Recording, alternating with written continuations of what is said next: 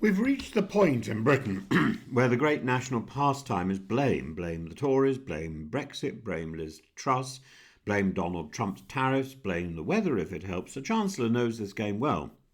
Rachel Reeves has already begun preparing the courtroom in which she will accuse her predecessors of vandalising the British economy. It's a strong charge sheet. Austerity hollowed out investment, Brexit throttled our largest export market, Truss frightened global markets into thinking Britain has lost its mind. And yet, for all the accuracy of these claims, there is a secondary question that is far more fundamental than who is to blame. The first responsibility of power, the first responsibility of a government is not accusation, it is repair and getting on with the job. Reeves inherited a difficult ledger, but she also chose to gamble. Last year, her budget was designed with rhetoric, not resilience. She allowed herself minimal fiscal headroom, well below historic norms. Many warned the Office for Budget Responsibility was over-optimistic about growth and productivity. It was not a bolt from the blue when forecasters finally corrected themselves. If you walk knowingly into a storm without waterproof clothing, you will not get to blame the rain. You can't do it. You were ill-prepared.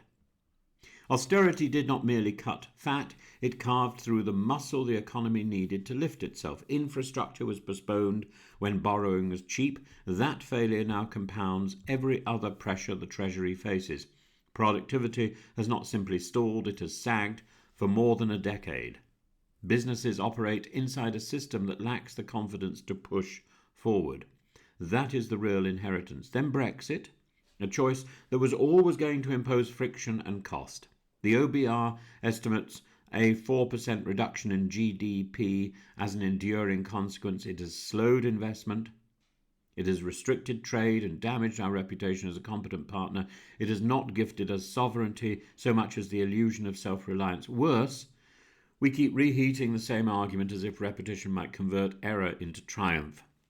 The longer this national loop continues, the more exhausted our economy becomes. Yet none of this is destiny. The most dangerous phrase in public life is, there is nothing we can do.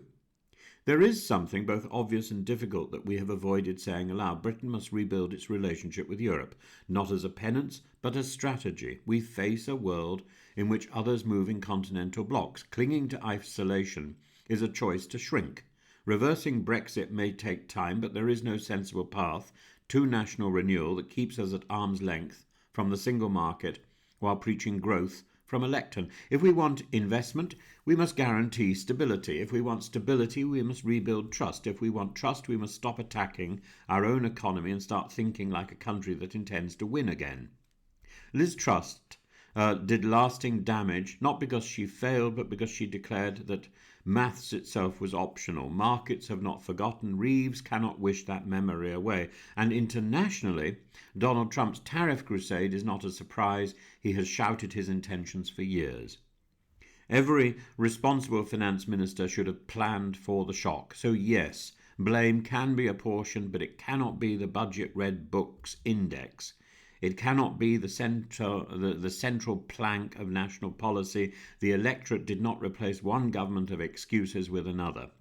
The real test is whether this Chancellor has the courage to confront the truth that growth will not return if Britain remains semi-detached from its greatest economic partner. We cannot be a trading nation that complicates trade, nor a diplomatic power that treats cooperation as an admission of defeat. We cannot be that person or that country. The time for pointing fingers has passed. The time for re-anchoring Britain in the real economy has arrived. And we have to recognise that 10 years of dithering about Brexit has produced nothing of substance, nothing good. There is no prosperity in nostalgia, no competitiveness in denial, no global influence in self-inflicted weakness. The question is no longer who broke Britain, it is who has the nerve to fix Britain, and that answer must begin now.